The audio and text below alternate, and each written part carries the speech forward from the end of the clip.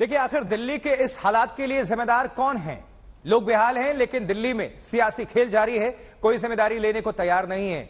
बस एक दूसरे पर आरोप और प्रत्यारोप का खेल चल रहा है।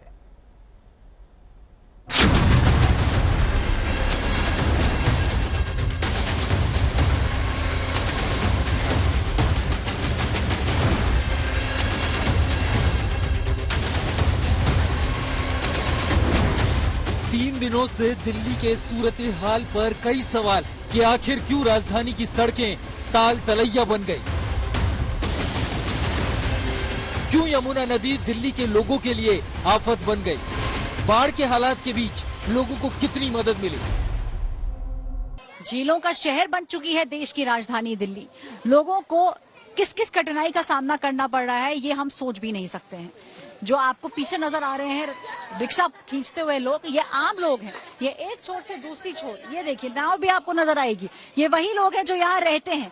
आम आदमी ही आम आदमी की मदद कर रहा है। सवाल उठाए जा रहे हैं अब प्रशासन पे कि प्रशासन आखिर क्या कर रहा था, नेता कहाँ हैं और पॉलिटिकल पार्टीज एक दूसरे पर उंगली उठाने के अलावा इस समय लोगों की मदद किस तरीके से कर रही हैं।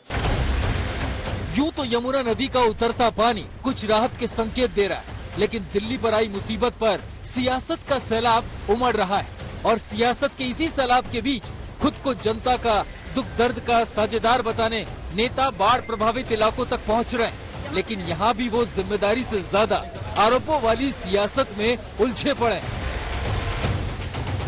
उपराज्यपाल के साथ दिल्ली के सीएम केजरीवाल पानी की मार से जूझ रहे इलाकों में पहुंचे। इस दौरान उपराज्यपाल ने पीएम मोदी से हुई बातचीत की जानकारी दी। दिल्ली वालों को हर संभव मदद की बात कही। प्रधानमंत्री साहब की बात हुई, जैसा आपने मिनिस्टर की जानकारी दी थी, क्या कुछ कहा? उन्होंने ये पूछा कि दिल्ली के क्या हालात हैं और क्या क्या एक्शंस लिए जा रहे हैं इसको करने के लिए, और उनका एक मेन कंसर्न ये था कि दिल्ली की जनता को कोई तकलीफ न हो, इस बात का आप पूरा ख्याल रखें। तो हम लोग रात से ही सभी के टच में हैं। सोनिया विहार में भी एक ब्रीच हुआ था, उसको भी टैकल कर लिया गया। यहाँ पर हुआ है, इसको भी हैंडल कर लिया जाएगा। ये एक अनप्रेसिडेंटेड सिचुएशन है और इसको हम लोग हैंडल कर लेंगे और सभी जो हैं इस पर मिलकर काम कर रहे हैं। लेकिन उपराज्यपाल अभी दिल्ली के हाल पर बात कर ही रहे थे कि दिल्ली सरकार के मंत्री सौरभ भारद्वाज ने एनडीआरएफ की टीमों को लेकर शिकायत कर दी, तो फौरन ही एलजी ने उन्हें आरोपों वाली सियासत से बचने की नसीहत दे दी। एक निवेदन है छोटा सा सर, रात को भी मैंने कई ऑफिसर से स्पेसिफिकली रिक्वेस्ट की कि एनडीआरएफ को बुलाइए, बट सर वो माने नहीं रात को। अब आई है एनडीआरएफ, थैंक यू है, बट सर रात को आ जाती तो बेहतर हो जाता सर। अश्विनी जी को मैंने कहा, ग्रुप पे लिखा, सीएस साहब भी थे उस पे सर, थोड़ी सी मदद हो जाती सर। मैं सौरभ जी ये कहना चाहूँगा कि ये समय नहीं है कि हम किसी के ऊपर ब्लेम करें या कुछ और टिप्पणी करें। इस वक्त हमें टीम वर्क करने की जरूरत है। साफ है कि जनता के बीच कोई भी अपनी नाकामियों और कमियों को स्वीकारने को तैयार नहीं है। दिल्ली के इस हाल की जिम्मेदारी लेने को तैयार नहीं है। पाल जी हमेशा झूठ बोलते हैं, झूठ की ही खेती किए हैं, अभी भी कर रहे हैं, आगे भी करते रहेंगे यही। इससे ज्यादा उनकी सोच कहीं जाती ही नहीं है।